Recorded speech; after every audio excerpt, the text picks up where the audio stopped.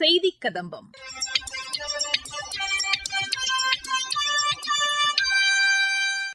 இன்றைய செய்திக் கதம்பத்தில் திருப்பத்தூர் மாவட்டத்தில் மாணவர்களுக்கு அளிக்கப்பட்ட சைபர் கிரைம் விழிப்புணர்வு பயிற்சி குறித்து எமது செய்தியாளர் வழங்கும் தகவல்கள், வேலூர் மாவட்டத்தில் பள்ளி வாகனங்களை ஆய்வு மேற்கொண்ட பிறகு மாவட்ட ஆட்சியர் ஆற்றிய உரை மற்றும் மத்திய அரசின் சமூக வலைதள பதிவுகள் உள்ளிட்டவை இடம்பெறுகின்றன. மக்களுக்கு ஏற்படும் காது கேளாமை, தலைவலி, மூக்கு மற்றும் தொண்டை வலி, தலை சுற்றல் போன்ற பிரச்சினைகள் மற்றும் அதற்கான காரணங்கள், அறிகுறிகள், தடுப்பு முறைகள் குறித்து காது மூக்கு தொண்டை அறுவை சிகிச்சை நிபுணர் மருத்துவர் திருமதி அகல்யா பாலின் வசந்தி விளக்கம் அளிக்கிறார். ஐ ஸ்பெஷலைஸ் இன் வெர்டிகோ. வெர்டிகோ அப்படின்னா என்னன்னு பாத்தீங்கன்னா தலை சுத்தல். சில பேருக்கு நடக்கும் போது சுத்தி இருக்கிறதெல்லாம் அப்படியே தடுமாடுற மாதிரி இருக்கும், நம்மளே அசைற மாதிரி இருக்கும், நம்ம தள்ளி விடுற மாதிரி இருக்கும், படுத்து திரும்பும் போது தலை சுத்தல், ரூமே சுத்துற மாதிரி இருக்கும், ஒரு ஆத்மத்துல போற மாதிரி இருக்கும், சுத்தி இருக்கிற பொருள் எல்லாம் அப்படியே ஏதோ மிதக்கிற மாதிரி இருக்கும். சில பேருக்கு நடக்கும் போது போட்ல போற மாதிரி ராக்கிங் சென்சேஷன் அந்த மாதிரி எல்லாம் இருக்கும். இதெல்லாம் வந்து நிறைய பேரு பல இடங்கள்ல போயிட்டு ட்ரீட்மெண்டே கிடைக்காம வந்திருக்காங்க, நான் பார்த்திருக்கேன். சிம்பிளா காதுல இருக்கிற ஒரு ப்ராப்ளம் தான் அது. ப்ராப்பரா டயக்னோஸ் பண்ணோம்னா, ப்ராப்பரா ட்ரீட் பண்ணோம்னா அதுக்கு உண்டான அவங்கள வந்து இந்த பேலன்ஸ் ப்ராப்ளம் வந்து கண்டிப்பா வெளியே கொண்டு வர முடியும். மத்த கட்டிங் எட்ஜ் டெக்னாலஜில டயக்னோஸ்டிக் மெத்தட்ஸ் எல்லாமே அங்க இருக்கு. ஸோ எனி பேஷண்ட் உள்ள வரும்போது ஒரு ஹாலிஸ்டிக் அப்ரோச்சா நம்ம வந்து இந்த பேஷண்ட்டை டீல் பண்ணுவோம். பேஷண்ட்டுக்கு சில பேர் தலை சுத்தல்னு வரவங்களுக்கு ஹார்ட்ல ப்ராப்ளம் இருக்கலாம், பிரெயின்ல ப்ராப்ளம் இருக்கலாம். அது எல்லாத்தையுமே ப்ராப்பரா வந்து நம்ம டயக்னோஸ் பண்ண முடியும். அது மட்டும் இல்லாம காது, மூக்கு, தொண்டையில இருக்கிற கேன்சர், கழுத்துல இருக்க கேன்சர், கணைய கட்டி, இது எல்லாத்துக்குமே வந்து கட்டிங் எட்ஜ் டெக்னாலஜில அங்க எண்டோஸ்கோபிக் சர்ஜரிஸ் பண்றாங்க, ரோபோட்டிக் சர்ஜரிஸ் பண்றாங்க. வாய் வழியா தொண்டைக்குள்ள போயிட்டு தொண்டையில இருக்க கட்டி எடுக்கிறதுக்கு ரோபோட்டிக் சர்ஜரிஸ் இருக்கு.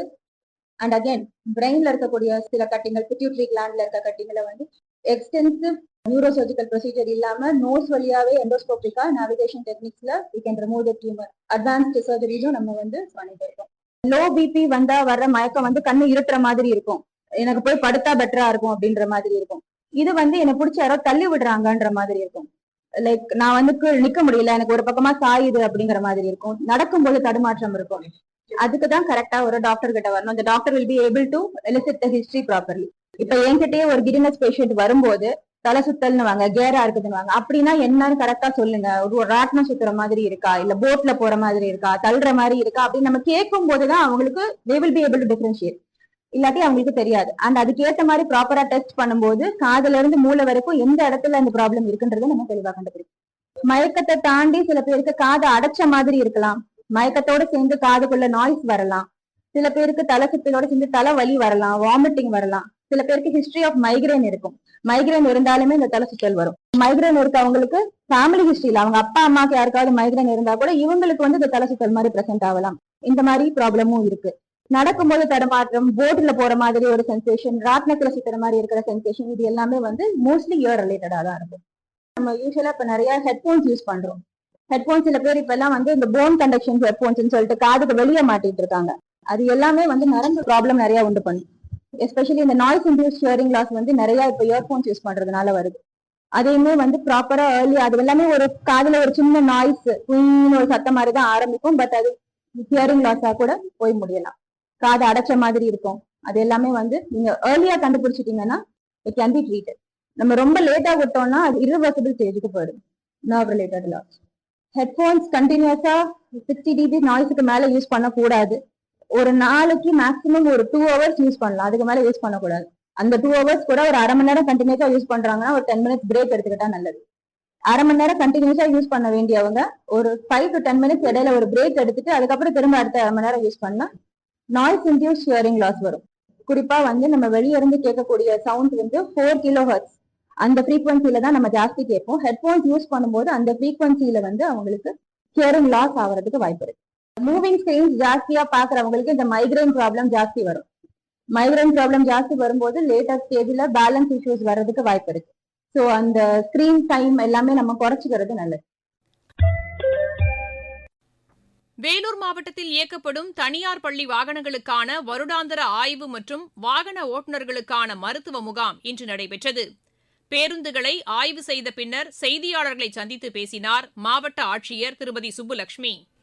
கிட்டத்தட்ட 141 பள்ளிகளை சார்ந்து 990 வாகனங்கள் இன்றும் நாளையும் நம்முடைய வட்டார போக்குவரத்து அலுவலர் அவருடைய ஒருங்கிணைப்பிலே ஒரு குழு அமைக்கப்பட்டு நம்முடைய வருவாய் கோட்டாட்சியர், ஏஎஸ்பி, சிஇஓ உள்ள குழு ஆய்வு செய்து அரசினுடைய 2012 பள்ளி வாகன விதிகளின்படி அனைத்து வாகனங்களும் இருக்கிறதா என்பதை உறுதி செய்வதற்காகவும் பள்ளி வாகன ஓட்டுநர்களுக்கான மருத்துவ முகாம் இங்கே ஏற்படுத்தப்பட்டு அதே போல தீயணைப்பு பாதுகாப்பு முறைகளை அவர்களுக்கு விளக்கமாக சொல்வதற்கும் இங்கே ஒரு ஒருங்கிணைப்பு முயற்சி நடைபெற்று கொண்டிருக்கிறது.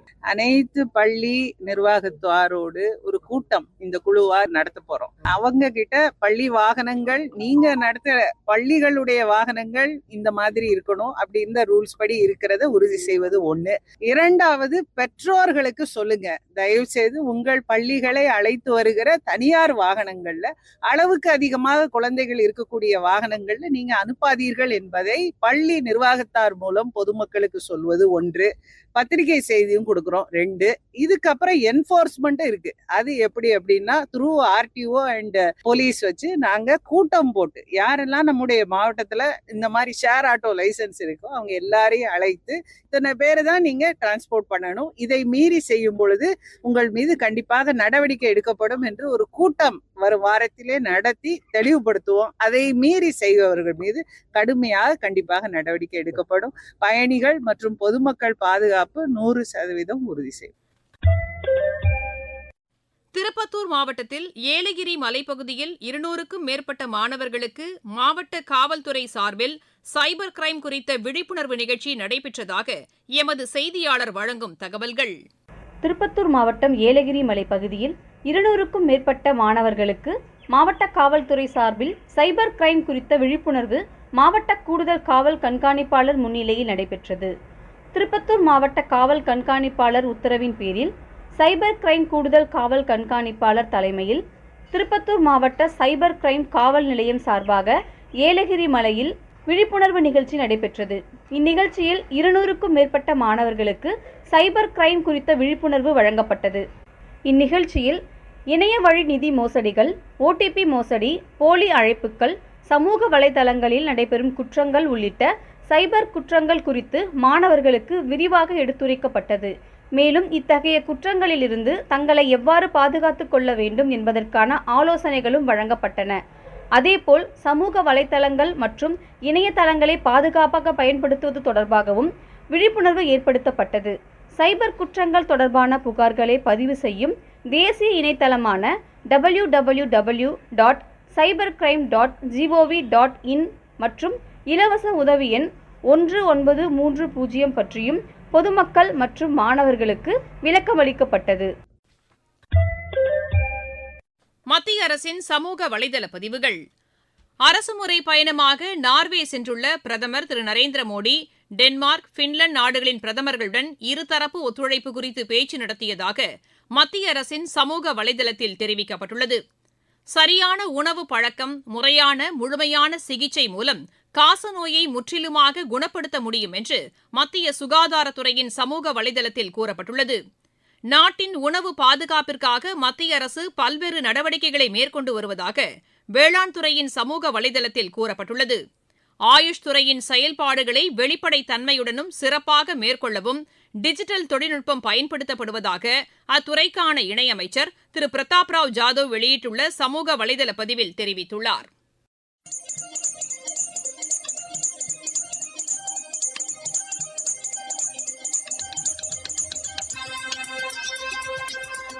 இத்துடன் இன்றைய செய்திக் கதம்பம் நிறைவு பெறுகிறது.